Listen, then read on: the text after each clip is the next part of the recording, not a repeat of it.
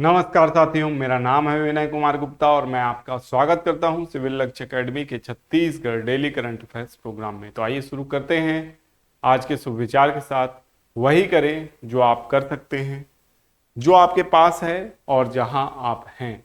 ठीक है, तो इसका मतलब ये है कि आप जो बेस्ट कर सकते हैं वो करने का प्रयास कीजिए।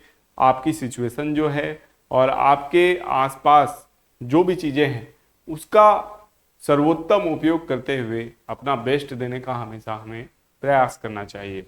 ठीक है, do what you can with what you have where you are. ठीक है, तो जहां आप हैं वहीं सबसे अच्छा करने का प्रयास हमें करना चाहिए। आइए चलते हैं पहले क्वेश्चन की ओर। छत्तीसगढ़ के किस जिले में किटामडाड़ में पंचायत चुनाव की पेटी लूटने की कोशिश की गई थी? कोरिया, एमसीबी, सूरजपुर या सरगुजा। तो इसका सही जवाब है एमसीबी। यहां आप देख सकते हैं एमसीबी। मनेन्द्रगढ़ चिड़मी भरतपुर जिले में त्रिस्तरीय पंचायत चुनाव के दौरान कटकोना स्थित मतदान केंद्र, जिसका नाम है तामडाड़, में मतगणना के दौरान बवाल हुआ। करीब 100 लोगों ने मतदान केंद्र में हंगामा किया और वहां मतदान पेटी लूटने का भी प्रयास किया। तो ये एक्चुअल में हुआ क्यों? इसके पीछे का कारण ये है कि वहां अचानक लाइट गुल हो गई। ठीक है, और ये एक बहुत सेंसिटिव मुद्दा होता है। पंचायत चुनाव में पूरा गांव वहां पे एकत्रित होता है, तो काफी ज्यादा शक की नजर से भी कई गांव वाले पोलिंग पार्टीज को देखते हैं। लेकिन यहाँ पे समझना चाहिए कि जो पोलिंग पार्टी है वो सभी इंसान हैं और कह सकते हैं कि वो किसी के साथ बायास्ड करने वहां नहीं गए हैं। लेकिन गांव की जो भोली भाली जनता होती है, कई बार उनको जो हारने वाले कैंडिडेट हैं या जो टक्कर में रहने वाले कैंडिडेट हैं वो बरगला देते हैं और ऐसी अफवाह उड़ जाती है कि धांधली हो रही है या ऐसा वैसा। क्योंकि वो जो काउंटिंग है, पोलिंग पार्टी उसी समय काउंटिंग भी करती है। पहले पोलिंग पार्टी मतदान कराती है और मतदान के बाद जो मतदान पेटी पेटी है उसको खोल के ओपन करके वहीं पे काउंटिंग होती है। और काउंटिंग के दौरान अगर लाइट जाती है तो निश्चित तौर पर विवाद की स्थिति खड़ी होती है। यही माजरा देखने को हमको मिला कांकेर जिले में। कांकेर जिले में भी कुछ मतदान केंद्र थे जहाँ पे बहुत ज़्यादा कह सकते हैं हिंसा हुई और वहाँ पे तो यहाँ पे भी जो पुलिस के कर्मी थे, जो सुरक्षा कर्मी थे, उनको मारा गया। वहाँ पे तो महिला कर्मियों को भी मारा गया गांव वालों के द्वारा, जबकि कुछ गांव वाले बचाते भी दिखे। तो इस तरीके से पोलिंग पार्टीज को हरास किया जाता है कई बार गांव वालों के द्वारा। यही कारण है कि पंचायत चुनाव की ड्यूटी से ज़्यादातर जो कह सकते हैं पोलिंग पार्टी के कार्यकर्ता हैं वो डरते हैं कि कहीं हमारे साथ इस तरह की कोई अप्रिय घटना ना हो जाए। ठीक है, तो इसके लिए बहुत ज़रूरी है कि पंचायत चुनाव के जो बूथ हैं उनको और बांटा जाए, क्योंकि बड़ा चुनाव होता है। 4 प्रकार के मतपत्र जो कह सकते हैं मतदाता है उसको प्रदान किए जाते हैं। फिर वो पहले 2 मतदान करता है, फिर 2 मतदान बाद में करता है। मतलब एक ही समय में 4 मतदान करता है, लेकिन अलग अलग समय में करता है, अलग अलग व्यक्ति से वो प्राप्त करता है। यानी पोलिंग एजेंट 2 से, पोलिंग एजेंट बोल रहा हूँ, मतदान अधिकारी 2 से पहले, पोलिंग ऑफिसर 2 से पहले पर्ची प्राप्त करता है, फिर 3 से पर्ची प्राप्त करता है। तो पंच और सरपंच की 2 से और 3 से आपकी जिला पंचायत सदस्य और जनपद पंचायत सदस्य की प्राप्त करता है। तो इस तरीके से एक बड़ा चुनाव होता है और इसलिए यहाँ पे विवाद की स्थिति बनी रहती है। नेक्स्ट क्वेश्चन है, छत्तीसगढ़ के किस स्थान में मानव निर्मित सबसे बड़ा शिवलिंग स्थित है? तो ये अभी हाल ही में बहुत ज़्यादा चर्चा में रहा कि मानव निर्मित सबसे बड़ा शिवलिंग कहाँ स्थित है। तो इसका सही जवाब है बस्तर में स्थित है। छत्तीसगढ़ का सबसे बड़ा मानव निर्मित शिवलिंग जो है चित्रकूट में स्थित है। 1000 साल पुराना और 8.25 फीट लंबा, 7.9 फीट चौड़ा और 5.6 फीट ऊंचा बहुत बड़ा ये शिवलिंग है। और ऐसे ही एक शिवलिंग, काफ़ी हाइट का शिवलिंग हमारे यहाँ जो अमृतधारा जलप्रपात है मनेन्द्रगढ़ में, मनेन्द्रगढ़ जिले में है ना, वहाँ अमृतधारा जलप्रपात की जो मंदिर है वहाँ पे भी बहुत बड़ा शिवलिंग, मानव निर्मित शिवलिंग है। ठीक है, तो ये आपको याद रखना है। जबकि विश्व का सबसे बड़ा प्राकृतिक शिवलिंग भी छत्तीसगढ़ में ही है। मधेश्वर पहाड़ को माना गया है Guinness book of world record में भी उसका नाम दर्ज है, और ये जसपुर जिले में है। तो इस तरीके से शिवलिंग के मामले में या भगवान भोलेनाथ के मामले में छत्तीसगढ़ में विशिष्ट स्थान उपस्थित है और विशिष्ट संरचनाएं हमारे यहाँ देखने को मिलती हैं। चाहे जट्टा संकरी की गुफा हो, कुटुम्बसर की गुफा हो, यहाँ पे भी बोला जाता है कि प्राकृतिक शिवलिंग पाए जाते हैं। नया बैट कोरोना वायरस किस देश में खोजा गया है? बहुत ही इंपॉर्टेंट और बहुत ही इंटरेस्टिंग आज का दिन है, और यही कारण है कि बहुत से महत्वपूर्ण क्वेश्चन आ रहे हैं। तो कोरोना का नया वेरिएंट खोज लिया गया है, और खोजा भी किसने है? चीन ने। और चीन की किस लैब ने? उसी लैब ने जिसके ऊपर पिछले बार आरोप लगा था कि उसी लैब से क्या लीक हुआ था, वायरस लीक हुआ था। अब उसी लैब में पुनः बैट का जो वायरस है, कोरोना वायरस, वो खोजा गया है, जो कि एक्चुअल में चमगादड़ से इंसान में ट्रांसमिट हो सकता है। तो इसके बाद से ही दुनिया बहुत ज़्यादा चिंतित है, क्योंकि वुहान को भले ही बहुत ज़्यादा सेफ माना जाता है, लेकिन अक्सर वहाँ से क्या हो जाता है, वायरस लीक हो जाते हैं। ठीक है, तो ये घटनाएं अभी पहले भी हम लोगों को देखने को मिली हैं। जो कोरोना महामारी आई, वैश्विक कोरोना महामारी, तो सीधा सा आरोप लगता है किसके ऊपर? चाइना के ऊपर। CIA जो कि अमेरिका की एजेंसी है, उसने भी कंफर्म किया कि जो वुहान लैब थी वहीं से कोरोना वायरस लीक हुआ था। ठीक है, तो एक देश की गलती और दुनिया भर के करोड़ों लोग मारे गए उसके कारण। ठीक है, एक छोटी सी गलती बहुत बड़ा कह सकते हैं एक अभिशाप लेके आई दुनिया के ऊपर। अब पुनः ये कोरोना वायरस खोजा गया है, और ईश्वर से यही दुआ है कि ये लीक ना हो।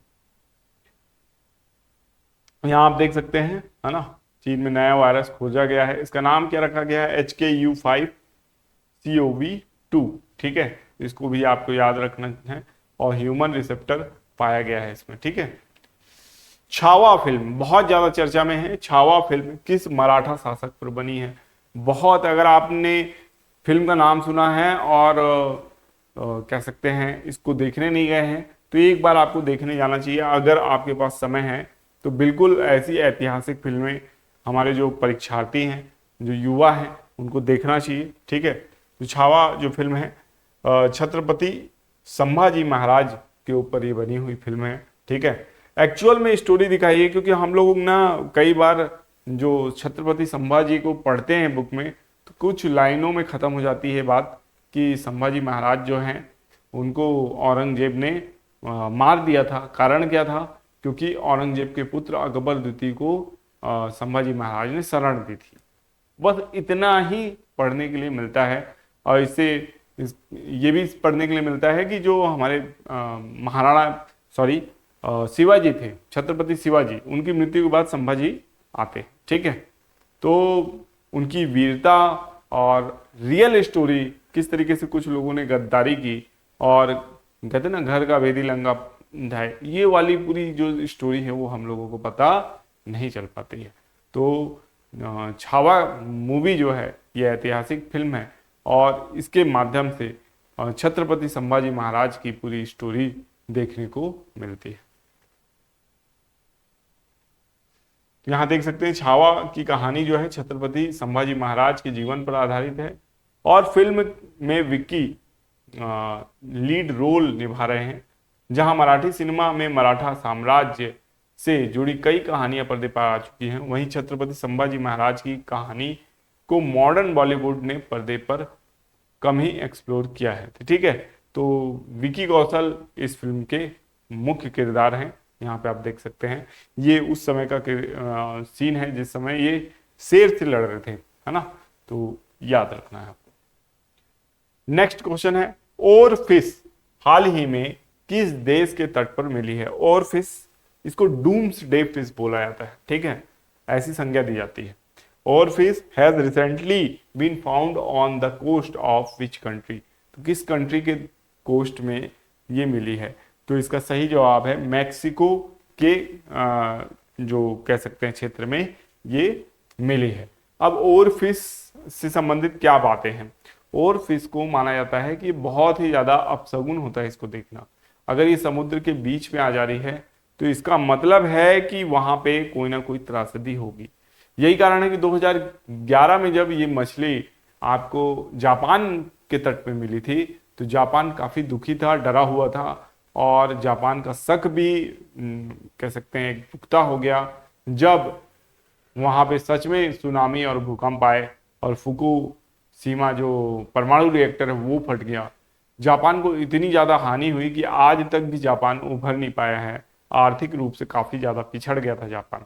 ठीक है, तो इस तरीके से याद रखना है कि अभी हाल ही में ये मछली कहाँ देखने को मिली है, तो मैक्सिको में देखने को मिली है।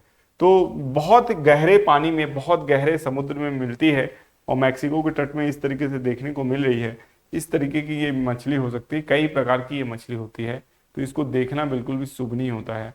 ठीक है, ऐसा माना जाता है। लेकिन और कौन से कारण है कि जिस कारण से मछली ऊपर आ जाती है? समुद्री प्रदूषण उसमें सबसे बड़ा कारण माना जा रहा है। समुद्री प्रदूषण बढ़ता है, उस कारण से जो डीप सी क्रिएचर हैं वो बाहर आ जाते हैं। ठीक है, तो वो भी एक कारण हो सकता है।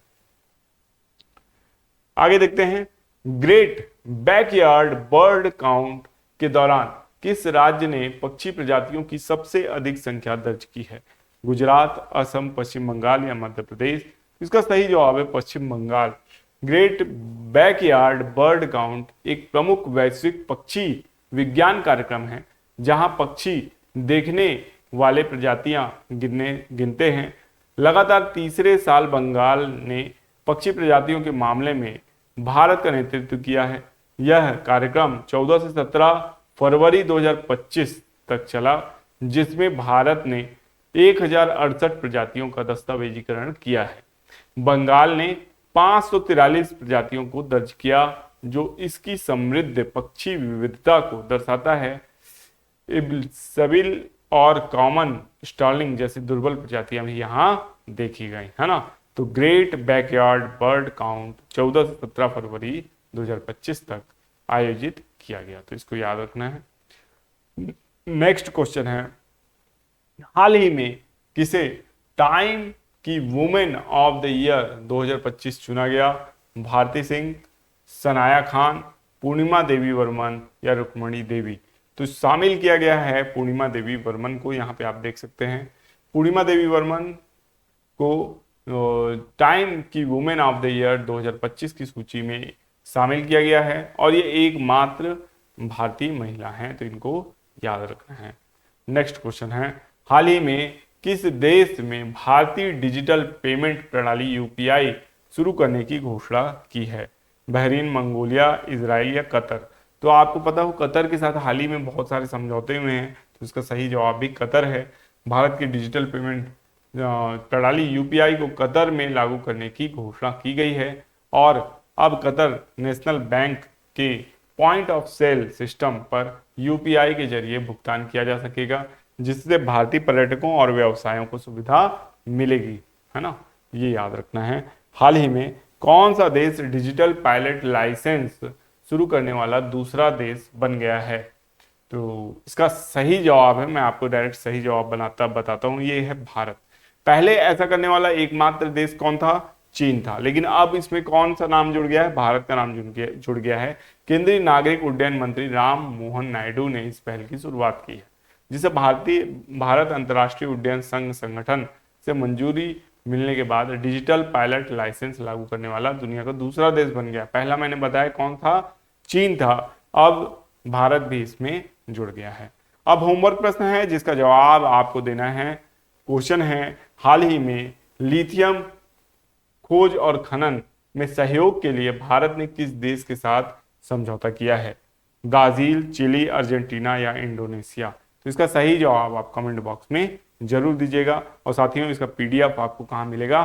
टेलीग्राम चैनल में मिल जाएगा। टेलीग्राम चैनल का नाम तो आप जानते ही हैं, सिविल लक्ष्य एकेडमी ही है। इसके अलावा इंस्टाग्राम आईडी को भी बिल्कुल फॉलो करना है आपको, और इंस्टाग्राम आईडी का नाम है सिविल लक्ष्य एकेडमी, तो उसको भी आप फॉलो कीजिएगा। अब चलते हैं हम पिछले वीडियो के रिवीजन प्रश्नों की ओर, और इसका पीडीएफ आपको मिल जाएगा जैसे कि मैंने बताया। और साथ ही साथ जो वीकली करंट अफेयर्स है और जो हमारा मंथली करंट अफेयर्स है, उसके लिए हमने अलग चैनल बना दिया है, और जो चैनल का कह सकते हैं पहला वीडियो है, उसका लिंक भी हमने शेयर किया है आपको, जो कम्युनिटी पोस्ट होती है हमारी उसके जरिए, ठीक है। तो आप उसको चेकआउट कर सकते हैं अगर आप वीकली और मंथली वीडियो के लिए इंटरेस्टेड रहते हैं। पीएम एकता मॉल कहाँ स्थापित किया जा रहा है? तो इसका सही जवाब है रायपुर। हाल ही में किस देश ने BOBPIGO की अध्यक्षता ग्रहण की है? इसका सही जवाब है मालदीव। एक दिवसीय क्रिकेट में सबसे तेज 11,000 रन बनाने वाले दूसरे खिलाड़ी कौन बन गए हैं? तो रोहित शर्मा। भारत सरकार ने मुख्य आर्थिक सलाहकार अनंथा नागेश्वरन का कार्यकाल कितने वर्षों के लिए बढ़ा दिया है? तो 2 वर्षों के लिए बढ़ा दिया है। किस संगठन ने हाल ही में वन मैन ऑफिस पहल शुरू की है? इसका सही जवाब है LIC। पूसा कृषि विज्ञान मेला कहाँ आयोजित किया जा रहा है? इसका सही जवाब है नई दिल्ली में। Times Higher Education World Reputation Ranking 2025 के अनुसार किसे भारत का सबसे प्रतिष्ठित संस्थान नामित किया गया है? तो इसका सही जवाब है IISc बेंगलुरु को। हाल ही में हुई जनगणना के अनुसार भारत के किस राज्य में गिद्धों की संख्या सबसे अधिक है? तो इसका सही जवाब है मध्य प्रदेश। हाल ही में किस राज्य ने अपने पहले हरित बजट में 1.25 लाख सरकारी नौकरियों की घोषणा की है? तो इसका सही जवाब है राजस्थान ने।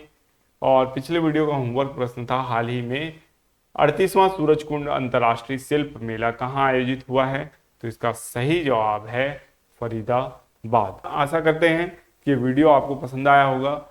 मिलेंगे नेक्स्ट वीडियो में। आपका दिन शुभ हो। धन्यवाद।